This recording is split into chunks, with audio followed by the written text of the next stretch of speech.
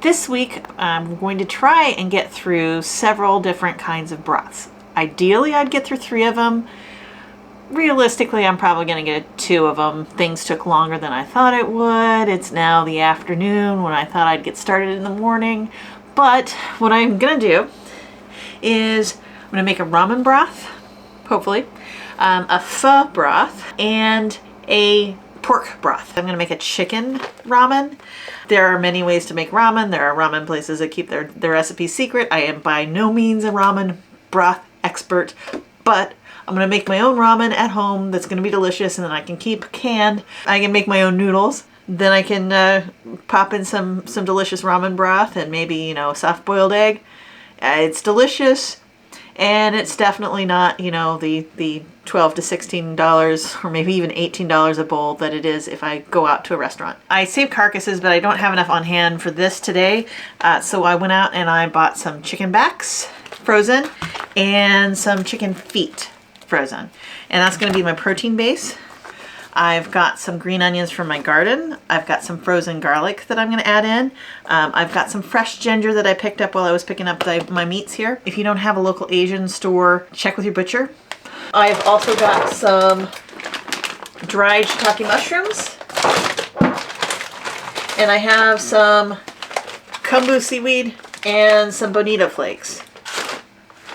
And some sake. And that's going to be the basic ingredients for this. I've also got some miso that I'm going to wait until it's all cooked, the ramen's all cooked, so I can season it with the miso afterwards and make sure that it tastes okay so that I'm controlling the sodium that way.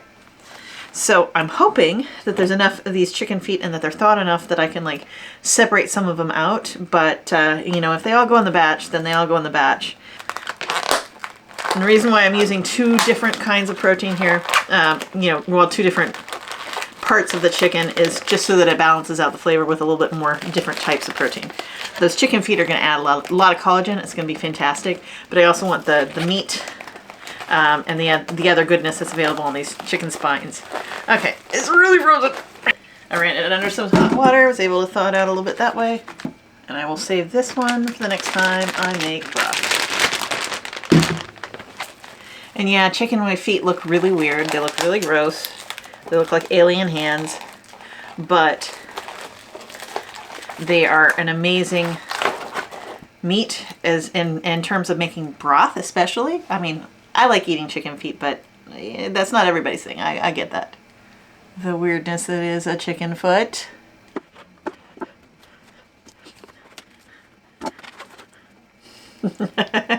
So weird, so weird. A little over $9, under $10 for all of these frozen meats, and I'm gonna get 2 broths out of it, so that's pretty good value. Okay, now I've got a ginger. I just split it in half so that I'd have like a little bit of more surface area in there. But I mean, we're pressure cooking it. It's gonna come out. I got some garlic, and these green onions. I'm going to go ahead and add some bonito flakes, some shiitake mushrooms. I am not adding my kombu. There's 2 schools of thought on the kombu. Is you either have to like soak it overnight and just kind of pour that off, or very briefly heat it. There's some concern that it might become bitter. I'm not too concerned about that, but just in case, I'll just add it after my broth is done and then right before I strain the whole thing. And that should get the flavor off without the risk of bitter from being overboiled. And then I'm going to add some sake. This is totally cheap sake. This is like the cheapest that I could find there. I doubt that it really matters what kind you get. And I'm going to set this for soup broth 1 hour.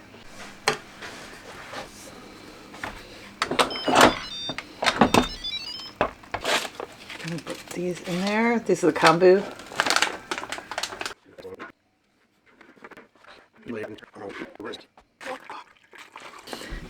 So I realize I'm adding more dashi to the broth with the miso, but I'm okay with that.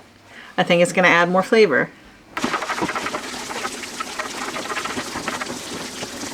I'm going to do round 2 of broth since we don't have enough cans for canning, as it turns out. But that's, you know, how it goes sometimes. And there's always time to can it later, so I think we're good. Good. Adjust you up like that. There we go. Round 2, I want to make a pho broth. I'm going to have to run upstairs and grab onions, I realized. These are just cut in half, peels, everything. No worries. I did cut off, that one of them had some bad spots and I cut those off, but everything else just goes in the pot. It's all flavor.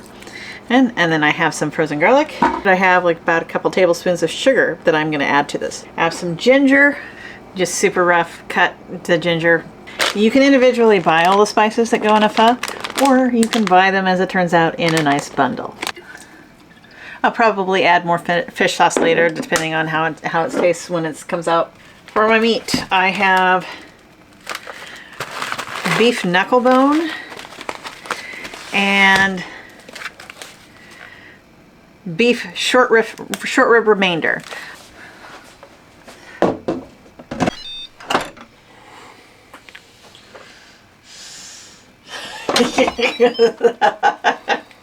It smells like pho. It smells a lot like pho. It smells so good. It's beginning to smell a lot like pho. Yeah, this is fantastic.